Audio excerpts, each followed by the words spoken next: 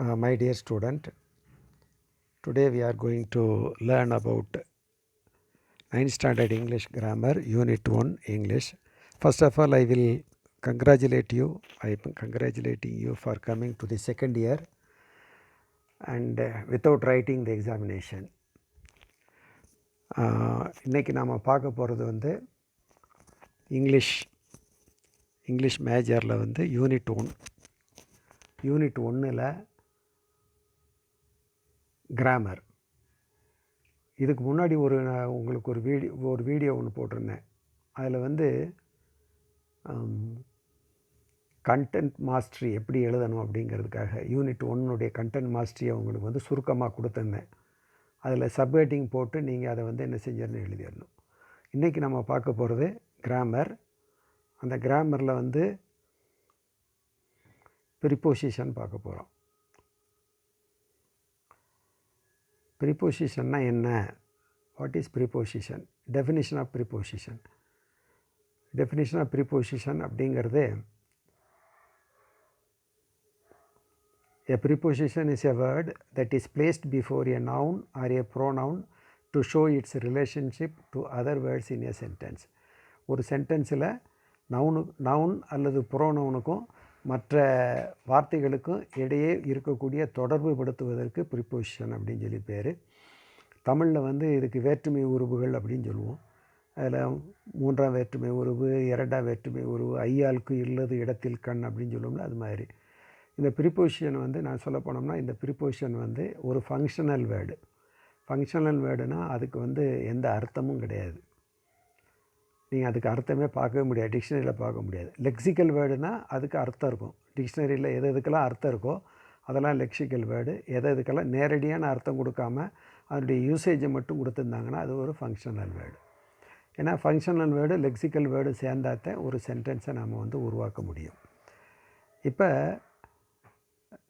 என்னென்னலாம் எக்ஸாம்பிள், இப்போ ப்ரிப்போசிஷனுக்கு எக்ஸாம்பிள் என்னென்னு கேட்டிங்கன்னா, above, under, beside, outside, inside, on top of, in front of, behind, between, around, up, down, through.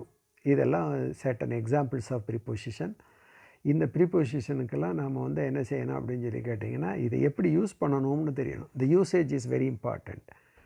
இந்த யூசேஜை எப்படி கண்டுபிடிக்கிறது அப்படின்னு சொல்லி கேட்டிங்கன்னா, இதை ஒரே நாளில் மனப்பாடம் பண்ணியோ அல்லது மக்கப் பண்ணியோ என்னமாவது பண்ணி நம்ம ப்ரிப்போசிஷனுக்கு மாஸ்டர் ஆகிறோம்னு நினச்சோம்னா அது தப்பு. ஏன்னா ப்ரிப்போசிஷனை வந்து நம்ம படிக்கிறது அது எப்படி யூஸ் பண்ணுறோம் அப்படிங்கிறது எதை பொறுத்தது அப்படின்னு சொல்லி கேட்டேன்னா, அந்த கான்டெக்ஸ்ட்டை பொறுத்து. அப்போ நம்ம நிறைய பேப்பரை படித்தோம்னா, இங்கிலீஷ் பேப்பரோ அல்லது இங்கிலீஷ் ஆர்டிகல்ஸு, இங்கிலீஷ் புக் ஏதாவது படித்தோம்னா, இந்த ப்ரிப்போசிஷன் வந்து அப்படியே நம்ம முன்னால் வந்து நம்ம காதில் வந்து பேசிவ் வெக்கபுலரியாக போய் நம்ம மூளையில் போய் பதிவாகிக்கிடும். அதனால் ஒருத்தர் வந்து ப்ரிப்போசிஷன் வந்து சரியாக பயன்படுத்த தெரிஞ்சிருந்தால் அவர் he is master of English. அவருக்கு இங்கிலீஷ் எல்லாமே நல்லா தெரியுதுன்னு அர்த்தம். அதனால் ப்ரிப்போசிஷனை வந்து மாஸ்டர் பண்ணணும் அப்படின்னம்னா, you have to read newspaper constantly, daily 1 page. You have to read a book 1 page. ஒரு பக்கத்தை மட்டும் நீங்கள் படிச்சுட்டு வந்தீங்கன்னா போதும். Whether you understand or not, whether you understand the meaning of the text or not. நீங்கள் படிக்க அந்த ப்ரிப்போசிஷன் எப்படி யூஸ் பண்ணணுங்கிறது நம்ம மூளையில் இன்ஃப்யூஸ் ஆகிரும். புரியுதா? சரி, இப்போ ப்ரிப்போசிஷனில் மொத்தம் 3 வகை இருக்குது. ஒன்று வந்து preposition of time. Prepositions of time, காலத்தை குறிக்கக்கூடிய ப்ரிப்போசிஷன். அது என்னென்ன அப்படின்னு சொல்லி பார்த்தோம்னா, these prepositions are used to indicate when a particular event happened. These include in, on, at, since, for, during. இதில் இன், ஆன், அட் அப்படிங்கிறது வந்து வெவ்வேறு இடத்துல வரும். அட்டு வந்து பிளேஸ்லேயும் வரும், இன் பிளேஸில் வரும், ஆனும் பிளேஸில் வரும். இந்த சின்ஸ், ஃபார், டூரிங் அப்படிங்கிறது ஒரு சிறப்பான ஒரு அம்சம் உடையது. அதை நம்ம பின்னால் நம்ம என்ன செய்யலாம் பார்க்கலாம். இப்போ இதனுடைய எக்ஸாம்பிள் என்ன அப்படின்னு சொல்லி கேட்டிங்கன்னா, I was studying in the morning. இது ஒரு சென்டென்ஸ். இந்த சென்டென்ஸில் இன் அப்படிங்கிறது ஒரு ப்ரிப்போசிஷன். அப்போ மார்னிங், ஈவினிங், இந்த இயர் அந்த மாதிரி வரும்போது நாம் வந்து இன் அப்படிங்கிற ப்ரிப்போசிஷனை போடுறோம். இது வந்து ப்ரிப்போசிஷன் ஆஃப் டைம்.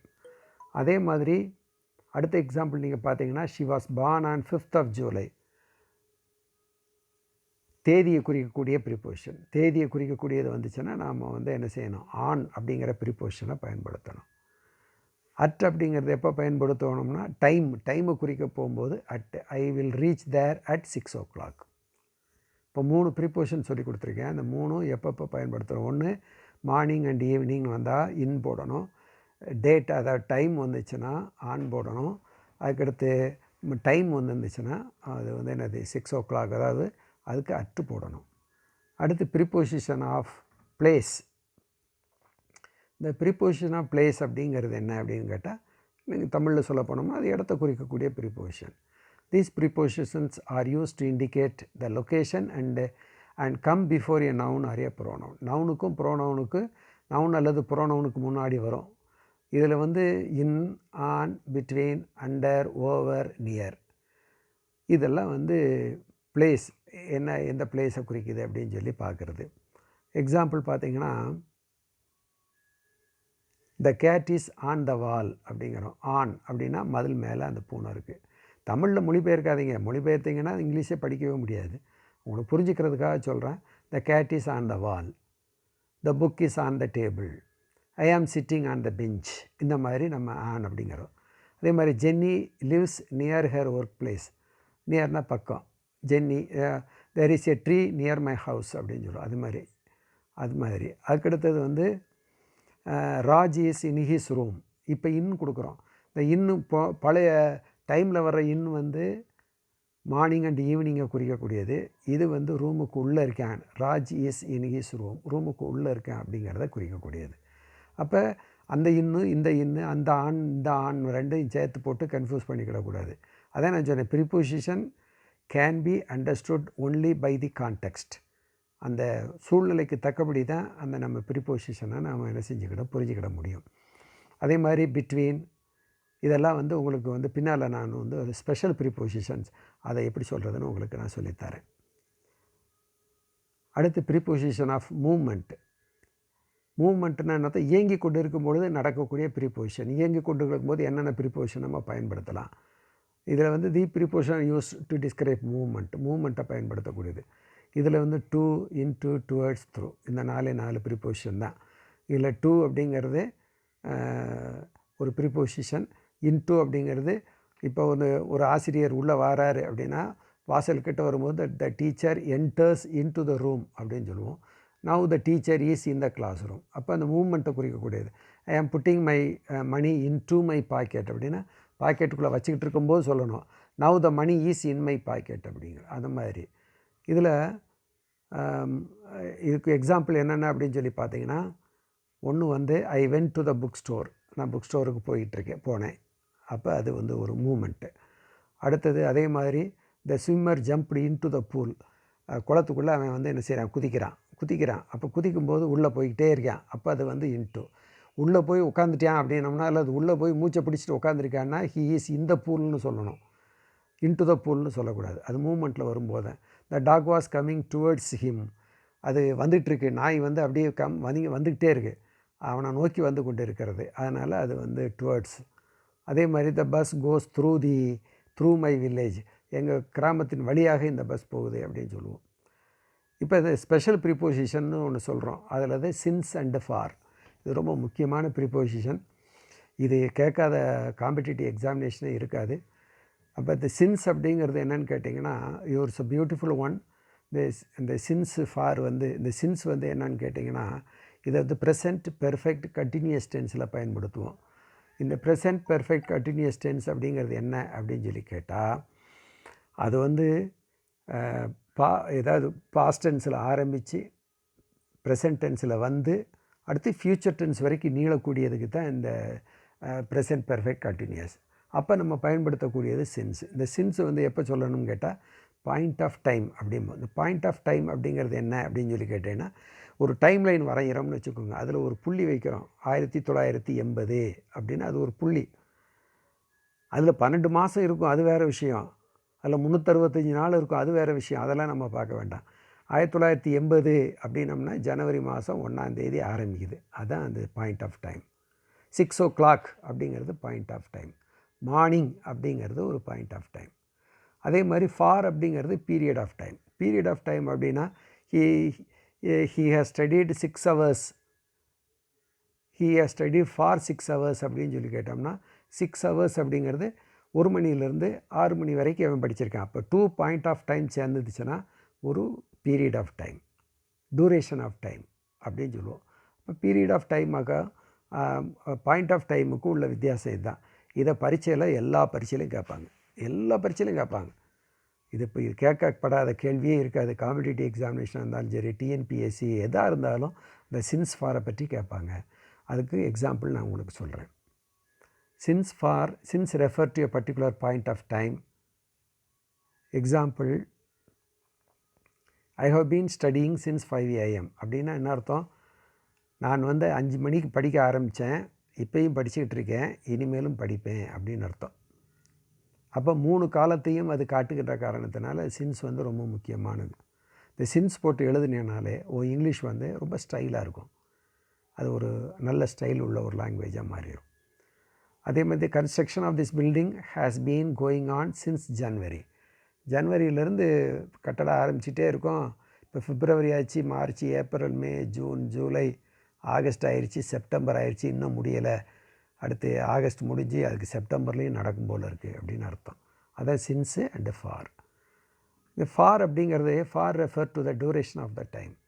இந்த ஃபார் அப்படிங்கிறது டியூரேஷன் ஆஃப் டைம் அப்படின்னா என்ன அர்த்தம்? 2 பாயிண்ட் ஆஃப் டைம் சேர்ந்தாதான் ஒரு டியூரேஷன் ஆஃப் டைம். இப்போ ஃபார் 6 hours, ஃபார் 6 years இந்த மாதிரி வரும். எக்ஸாம்பிள், Maya has worked in this institution as an accountant for 23 years. 2000லேருந்து ஆரம்பித்து 2000க்கு முன்னாடியிருந்து ஆரம்பித்து 23 வருஷமாக அந்த பொண்ணு இங்கே ஒர்க் பண்ணிகிட்ருக்கா அப்படின்னு அர்த்தம். அப்போ இது காலையில் ஆரம்பித்து இங்கே வரைக்கும் வந்திருக்குன்னு அர்த்தம். அதாவது என்னது, பாஸ்ட் டென்ஸில் ஆரம்பித்து ப்ரெசன்ட் டென்ஸுக்கு ஃப்யூச்சர் டென்ஸ்லேயும் கூட கொஞ்சம் நேரம் போகும். இதுக்கு நம்ம என்ன செய்யலாம்னு கேட்டால் 2 விதமான டென்சஸ் யூஸ் பண்ணலாம். ஒன்று ப்ரெசன்ட் பெர்ஃபெக்டை யூஸ் பண்ணலாம். இன்னொன்று பாஸ்ட் டென்ஸையும் யூஸ் பண்ணலாம். இன்னொரு எக்ஸாம்பிள் கொடுத்துருப்பேன் பாஸ்ட் டென்ஸுக்கு. பாரு, many ideas were discussed for 3 weeks before the annual day theme was finalised. அப்போ இது பாஸ்ட் டென்ஸில் வந்துருக்கும். அடுத்தது நம்ம பார்க்க போகிற முக்கியமான ஒரு ப்ரிபோசிஷன் டூரிங் அண்ட் இன். இது ரெண்டும் ஒன்று தான். இது ரெண்டையும் வேறுபடுத்தியும் பார்க்கலாம், வேறுபடுத்தி பார்க்க முடியாது. ரெண்டும் ஒன்று தான். டூரிங் போகிற இடத்துல இன்னும் போடலாம். அதுதான் ஃபார் எக்ஸாம்பிள் பாருங்கள், both during and in are used to describe actions that happen in a particular period of time. ஒரு பீரியட் ஆஃப் டைமுக்குள்ளே நடக்கக்கூடிய விஷயத்தை நாம் டூரிங் அல்லது இன்னுன்னு போட்டு பார்க்கலாம். எக்ஸாம்பிள் பாருங்கள், we will be visiting my grandparents during the summer vacation. Summer வெக்கேஷனில் நான் விசிட் பண்ணியிருக்கேன் அப்படின்னு அர்த்தம். அதே மாதிரி இதே சென்டென்ஸ் தான், we will be visiting my grandparents in the summer vacation. அடுத்தது பிட்வீன் அண்ட் அமங். இது ரொம்ப முக்கியமான ஒரு ப்ரிபோசிஷன். இதுவும் நம்மளை கன்ஃபியூஸ் பண்ணக்கூடியது. நான் சொல்கிறேன், பிட்வீன் அப்படிங்கிறது 2 ஐடென்டிட்டி, 2 பொருள்கள் இருந்துச்சுன்னா அதுக்கு நடுவில் இருக்கக்கூடிய சமாச்சாரத்தை நாம் பிட்வீன்னு சொல்லுவோம்.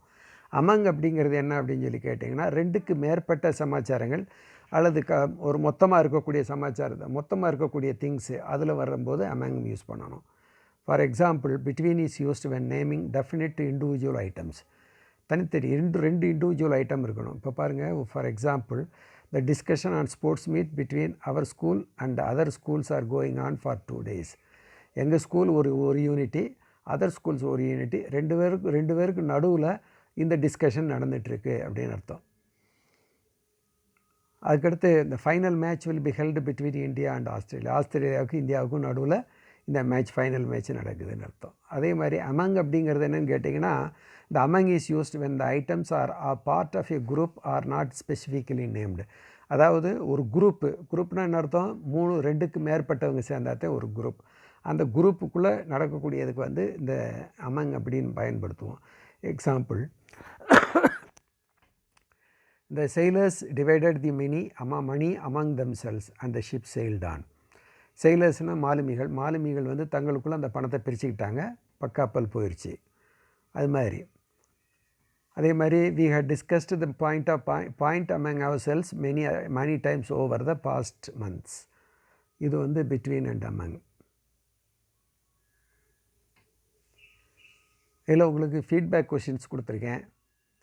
இதை நீங்கள் வந்து பார்த்துட்டு எனக்கு வந்து என்ன செய்யணும்னு கேட்டிங்கன்னா உங்கள் கமெண்ட்டில் கொடுக்கணும். இப்போ ஒவ்வொன்றா தரேன், நீங்கள் பார்த்துக்க உங்கள் பிரிண்டில் இருக்கும். we have been living in Chennai -8 years ஃபாரா சின்ஸா போடணும். அதே மாதிரி Abdul has taken dash his father after or at. அதே மாதிரி Vimal generally goes to his work place by அதாவது பஸ் பை அல்லது ஆன். அதே மாதிரி cricket ball was hidden dash the leaves among அல்லது பிட்வீன். அதே மாதிரி money divided his toys dash his brothers and sisters among அல்லது பிட்வீன். இந்த அஞ்சு தான் இந்த ஃபீட்பேக் கொஷின்ஸை நீங்கள் வந்து என்ன செய்யுங்க, எனக்கு கமெண்ட் பாக்ஸில் போடுங்க. அதுக்கு பிறகு இது மாதிரி நடத்தவா இல்லை நம்ம காலையில் நம்ம மதியம் 3 மணிக்கு நம்ம நடத்தணுமே அது மாதிரி நடத்தவா என்பதை நீங்கள் எங்களுக்கு கமெண்ட்டில் கொடுத்தீங்கன்னா நான் வந்து அதே மாதிரி உங்களுக்கு ஃபாலோ பண்ணுவேன். எனக்கு அந்த பழைய மெத்தடுனா இப்போ உங்களை பார்த்துட்டு நடத்துகிறது மாதிரி இருக்கும், இதுனா உங்களை பார்க்காம நான் நடத்துனது மாதிரி இருக்கும். அதனால் இது எனக்கு சொன்னீங்கன்னா நீங்கள் எத்தனை பேர் வந்திருக்கீங்க என்னங்கிறதுக்கு நான் ப்ரெசன்ட் போட்டு கரெக்டாக பண்ணிடுவேன். So thank you very much.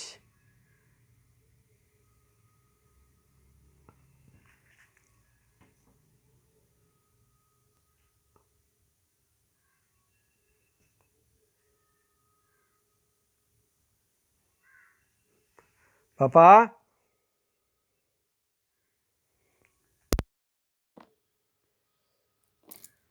நல்லா இருக்கு.